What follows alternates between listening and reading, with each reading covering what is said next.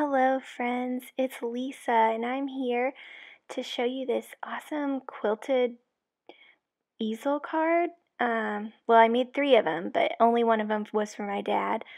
And I want to show you how I did this. So I'm using these Tim Holtz stamps from a couple years ago. Excuse me. And um, they're little hexagons, and I always just thought, oh my gosh, they look just such like a quilt. Well, my grandmother passed away about a week or 2 ago, and she made quilts. Like, she made thousands of quilts in her, I don't know, I think she was like 88 when she died. Pretty impressive. Um, so, what I'm doing now is I wanted to get more because I knew I needed more. So, I just move each piece until they're in different places, right? You can see kind of how I've done this. Um, and so that that way I don't have to clean them and put them down on the paper. I was just able to pick them up and move them. Since they're hexagons, it was really easy to do this. Well, my dad's having a hard time with it, and so I really wanted to make him a card um, to say that he wasn't alone, and that, um, and that we all loved her, and that um, everything was going to be okay. So I thought, oh, I'll make a card with these awesome stamps. Like one of the few stamp sets I actually have is this one, and it looks like quilt, so I'll do that. So I ended up actually making 3 different pieces of paper using this method. Uh, this is the first one I did, and the other 2, I did one on vellum and another one on some Bristol Smooth watercolor paper.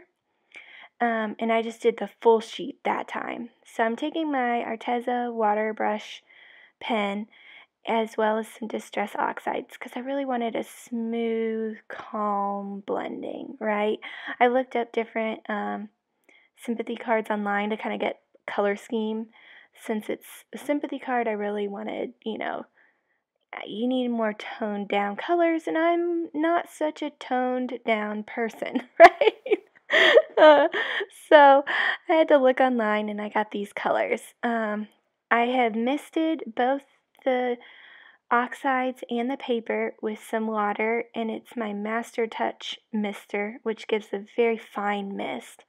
Um, Now I'm taking the colors and just putting them over half of the hexagons. And so on each hexagon, 2 colors will kind of mix together, is what I'm going for. And these were the first colors I pulled, and I ended up going with 4. I think on the next 2, I just went with 3 colors each, and I think that was better. This red, I forget what color it is, but it'll be linked below. Linked on my blog. It was just really vibrant. If you're doing something not a sympathy card, and this one actually ended up being for our neighbors who had a baby as a congratulations card, and so it worked that I used these colors. I realized about at this point that I have a quilt that my grandmother made on my bed, and it's purple and green and a little bit of that kind of yellow color I'm using here, which is antique linen. And I was like, oh, my grandmother's favorite color was purple. I should do this in purple. So, of course, that means I have to re-stamp this out, and that's when I did the other 2 pieces of paper. And I just did the full sheet. So it took a little bit longer. I'm not going to show you that because it's the exact same process. But I just did the full sheet rather than this small 8x8 square. So, but this one turned out really good. And I ended up with the rest of the piece of paper is I just kind of did a light wash of color, and that was going to go on the bottom. I don't think it ended up, I think I cut it weird. That's why it doesn't actually go, but it's a great option if you don't want to do quite as much stamping, or you just want the bottom to be very, to match, but at the same time be a little bit different and not quite as intense or anything as the bottom. So I heat this and dry it, and we can move on. But you can see that it turns out really good. I do really like watercoloring with these Distress Oxides. I think if you do watercolor with them, you can only watercolor with them. They don't really work well together. So I took that Antique Linden, Bundled Sage, and Lilac, I want to say, purple, and did the exact same thing I had just done, except for only with 3 colors. And as you can see, these colors are very light. They're very calm, pastel-y kind of colors. So, I'm doing the same thing where I wanted half of the hexagon to be one color, half the other. And you might be saying, but Lisa, a lot of them are a lot more than halfway colored, right? Well, I did that on purpose so that the colors would kind of blend together. Since it is a watercolor look, I wanted it to kind of blend together. Now, I'm adding in this green, but I didn't blend too much together between the purple and the Antique Linen, just because that would make brown, but a little bit goes a long way. So now I am heat drying this, and I did a big enough piece that I could do the top and the bottom out of it. So finally I have this in vellum, and I thought, oh, well, maybe it'll look really good. I've seen some people who emboss on one side of the vellum and then color with their Copic colors on the back. And I was like, oh, that'll be so pretty. Well, I tried it a little bit, and it looks really cool, and I was like, oh, this is going to be so awesome. It ends up being okay. I think the watercolor look looked better for what I was going for. Not that this whole coloring on the back of vellum is a bad technique, because I'm totally going to do it again. It's just going to be on a different look. I've seen it done with flowers, embossed flowers, and that's really amazing. This look, we're using 3 completely different colors, and you can't really blend them. It just isn't all that cool. It's just, it's just not not as beautiful as the soft watercolors. But I do the exact same thing as I just color half of the hexagon. And then I'll come back with another color. I did a freeze frame of the colors that I was going to use. I ended up only using the purple out of those, and I had to go with a darker color. You'll see I'm going to start coloring with this green, but you have to go a few shades darker than you want, just because it's so, like, the vellum kind of makes it lighter looking. So from that E51, I went to the E43, and then from the, I think, YG41, I went to the G02 marker. And here's my hex chart from Sandy Alnock. When I look at my markers in person, it looks like I have a ton, and then I look at the hex chart and I'm like, I have no markers.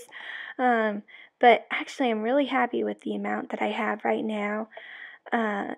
I may need to get some more in the future, but as of right now, I'm just learning Copic, so if you're wondering how to use Copic, don't ask me.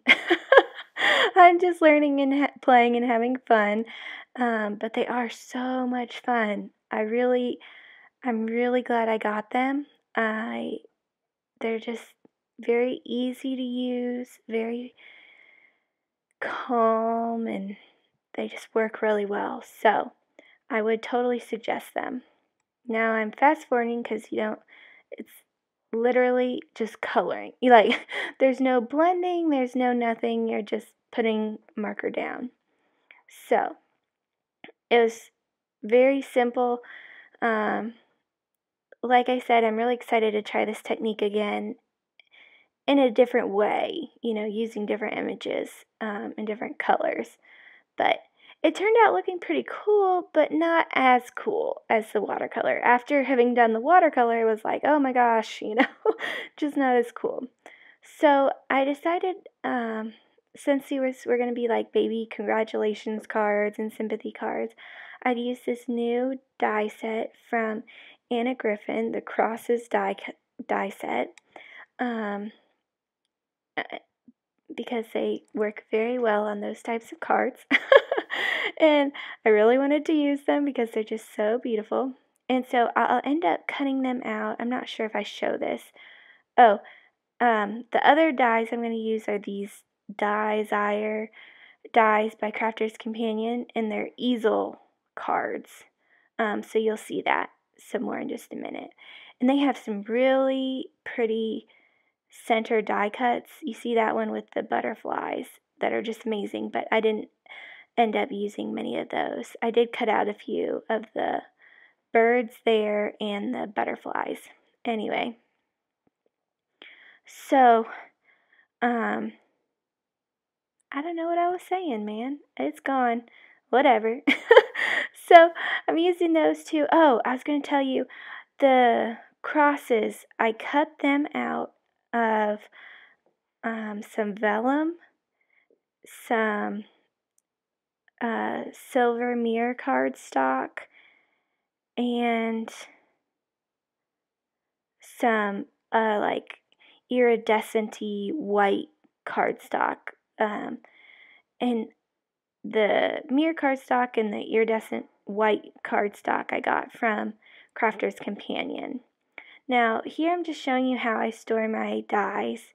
I know a lot of people get like a label maker and stuff and type out the labels and do all that work. I just cut out, from the packaging. I'm like, hey, I don't have time to like spell things and care, like, ugh. Now, to create these easel cards, what you're going to want to do is fold the piece of paper in half and then cut with just a little bit of the card, the folded side, not being cut, right? You can see that kind of there. I did realize that I needed to move the tape because it's hard to pull off once you've put it through the Gemini machine. If you have a manual machine where you just turn it with your arm, then you don't have to worry as much. But I had to take out my big plates because I have the full-size Gemini, and you could have put that little die that I'm putting through now through at the beginning, which would have been smart, but I didn't. So as you can see, it's still folded. A little bit of it's still folded because I didn't fully cut the folded piece of paper at the top. And then I've added this little die now, and it doesn't actually cut, it just kind of embosses a score line. And so I did that in the middle. Now I'm taking those same dies and just cutting out the tops of it. Now that's the watercolor die piece that I'd done, and I ended up cutting it kind of funky here. And I cut it too funky, and so it just didn't work. If I hadn't have done that, I just would have used that as the bottom. But I fix it in a minute. So you can just see I'm just cutting everything out right now. Simple die cutting. It's really easy when you have that full-size Gemini, just to pop the whole sheet in. You don't have to cut around where you're going to cut it. Now for this vellum piece, I put it through my Xyron so that I would be able to just go ahead and back it, because I didn't really want to create a foam piece, and I think it might have looked better if I hadn't just stuck it down to a white cardstock. But So one of the pieces I stuck down to white cardstock before I die cut it, and this piece I didn't. So on the piece I didn't, I just pulled it off and put it on the bottom. And for the piece that I did adhere to white cardstock before die cutting it, that's going to be the top. Now I'm going through and die cutting all these little pieces, and this would be the part I dislike most, is even though I have this Gemini and it makes things a lot faster, I still have to poke out all of those stupid little pieces. So I'm going to have to figure out a way. Maybe I've heard that if you put like a dryer sheet, I don't know. So now I've cut out all those pieces, and I have to figure out how to put the tops on. So I used, what's it called? Wendy Becky's Perfect Card Adhesive for everything. I'm trying it out, and I like it a lot because it sticks really strong. The part I don't like about it is it doesn't dry as fast as, non-liquid adhesive. So, like at this point, I'd have to put it under something heavy. And I had a big thing of smoothie at that time, so I just put it under my smoothie. So every time I'd have to go and add it to that stack.